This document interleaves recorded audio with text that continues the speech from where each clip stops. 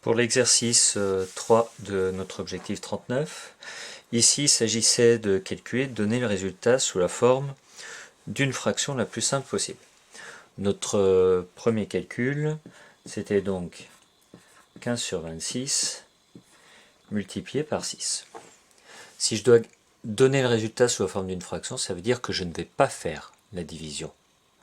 Je vais garder cette barre de fraction ici. Ça veut dire que ma division ne va pas être faite. Je n'utilise donc certainement pas la méthode 1, parce que la méthode 1 reviendrait à dire je dois faire 6 divisé par 26. Je ne dois pas non plus faire la méthode numéro 3, parce que si je fais la méthode numéro 3, je fais 15 divisé par 26, et c'est encore ma division.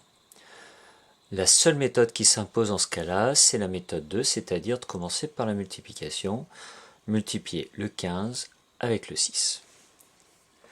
Donc si je présente correctement, je regroupe mon 15 et mon 6 au-dessus de ma fraction, et je divise donc par 26, je fais sur 26. Je vais calculer 15 fois 6, alors 15 fois 6 c'est un 6 fois 10 qui donne 60, plus un 6 fois 5 qui donne 30, je suis donc à 90 sur 26. À partir de là, il faut simplement que je garde ma fraction et que je la mette sous une forme la plus simple possible. Donc je vais penser à simplifier. Je me dis 90 et 26, dans quelle table de multiplication est-ce que je trouve ces deux nombres? Spontanément, je pense à la table de 2, ce sont des nombres pairs. Donc si je pense à la table de 2, je dis 90 c'est 2 fois 45, 26 c'est 2 fois 13, j'obtiens donc 45 sur 13 en barrant un 2 en haut et un 2 en bas. 45 et 13 bien sûr ne sont pas dans une même table de multiplication.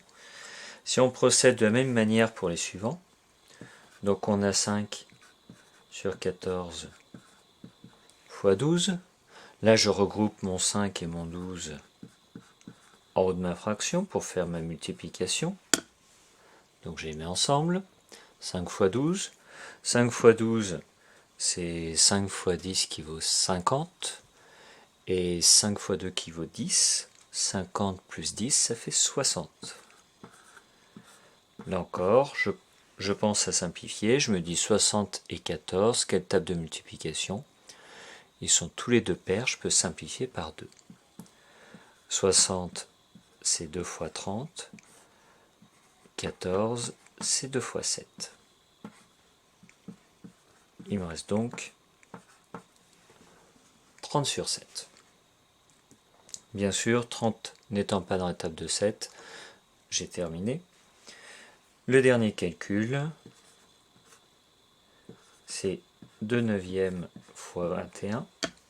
Là encore, je regroupe méthode numéro 2 en commençant par multiplication, le 2 avec le 21. Ça me donne donc 2 fois 21 sur 9. 2 fois 21, ça fait 42 sur 9. Là, j'ai pas la table de 2, ils sont pas pairs. Par contre, je sais qu'un 9, la seule multiplication vraiment que je puisse utiliser, que je connaisse, c'est 3 fois 3. Et je me dis 42, est-ce qu'il est dans la table de 3? Il s'avère que 42, c'est 3 fois 14. J'obtiens donc, après avoir barré un 3 en haut, un 3 en bas, 14 tiers. Voilà pour l'exercice numéro 3.